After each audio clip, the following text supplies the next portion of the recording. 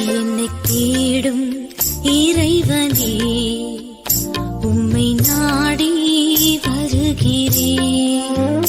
என்னை தேடும் இறைவனே, உம்மை நாடி வருகிறேன். பிப்ரவரி 18ஆம் நாள். இன்றைய தியானத்தின் தலைப்பு வாய்ப்பிறப்பு. வாசிக்க வேண்டிய திருமறை பகுதி ஆதியாகமம் 24வது அதிகாரம் 50ஆம் வசனம் முதல் 67ஆம் வசனம் முடிய.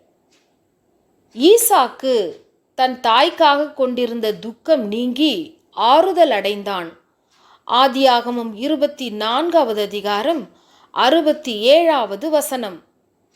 வாய்ப்பிறப்பு. கல்யாணம் கைகூடிற்று. இந்த காரியம் கர்த்தரால் வந்தது என்று பெண் வீட்டார் கெம்பீரித்தனர். இதில் நலம் பொலம் ஒன்றும் சொல்லக்கூடாது என்றும் சொன்னார்கள். அதாவது, கர்த்தரால் கைகூடி வரும் காரியங்களில் மனிதர் தம் விருப்பு வெறுப்புகளை புகுத்தி இடையூறாய் இருக்கக்கூடாது. இப்படி அவர்கள் மகிழ்ந்து மணமகளை அழைத்து செல்லும்படி கூறியவுடன் மணமகன் சார்பாக வந்த ஊழியக்காரர் தரை மட்டும் குனிந்து கர்த்தரை பணிந்து கொண்டார். இந்த உத்தமனான ஊழியக்காரர் பெண் தேடும் படலத்தை தொடங்கியது முதல் ஒவ்வொரு படிநிலையிலும் மனப்பூர்வமாய் தேவனை பணிந்து கொள்கிறார். அதன் பின் பொன் வெள்ளி என்று உச்சிதமான பொருட்களை மணமக்களுக்கு கொடுத்தார். மட்டுமல்ல, மணமகளின் சகோதரனுக்கும் தாய்க்கும் கூட கொடுத்தார். இது ஒரு வகையான அன்பு பகிர்வு. ஆனால் இதன் மதிப்பை வைத்து அன்பை எடை போடக்கூடாது. இந்த அன்பு பகிர்வுகள் இன்று நமக்குள்ளும் இருப்பது பாராட்டத்தக்கது. இவ்வாறு ஒரு வகையாக திருமண ஒப்பந்தம் நிறைவேறிய பின்புதான் ஊழியக்காரர் உணவருந்துகிறார். இந்த சம்பிரதாயத்தையும் கூட நம்மவர்கள் கடைபிடிக்கின்றனர். மணப்பெண்ணை அனுப்பும் முன் அவளது சம்மதத்தை கேட்கிறார்கள். இது முதன்மையானதும் முக்கியமானதும் ஆகும். இன்னும் சில கிராமப்புறங்களில் உள்ள மக்கள் மணமகளின் விருப்பு வெறுப்பை ஒரு பொருட்டாக கருதுவதில்லை. மன நிகழ்வுகளில் மணமக்களின் சம்மதம் முக்கியம். ரெபெக்காள் வாழ்த்தப்படுகிறாள். நீ கோடா கோடியாய் பெருகுவாயாக. இந்த வாழ்த்து மெய்ப்படுவதை அவள் வழி இஸ்ரவேல் வம்சம் தோன்றி பெருகியதன் மூலம் கண்டுகொள்கிறோம். இன்றும் மணமக்களை உளமாற வாழ்த்துங்கள்.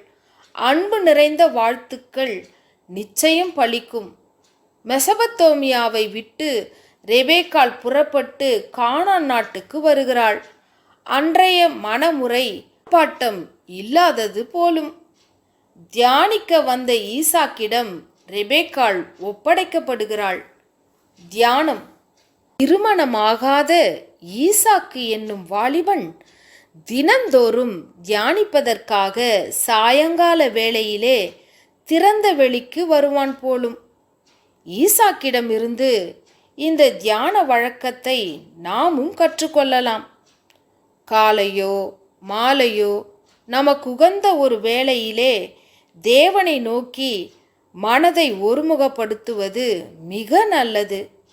அதன் பின் ஆரவாரம் எதுவும் இல்லாமல் ஈசாக்கு ரெபெக்காளை தன் மனைவியாக்கிக் கொள்கிறான்.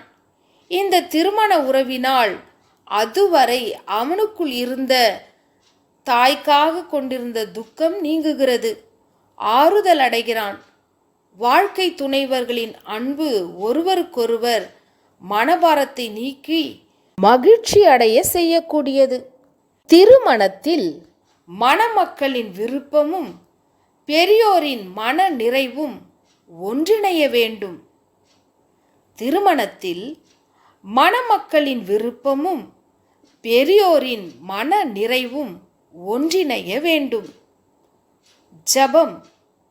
தேவனே, எங்கள் இல்லத் திருமண நிகழ்வுகள் ஒவ்வொன்றிலும் நீர் எங்களை வழிநடத்தும். ஆமேன்.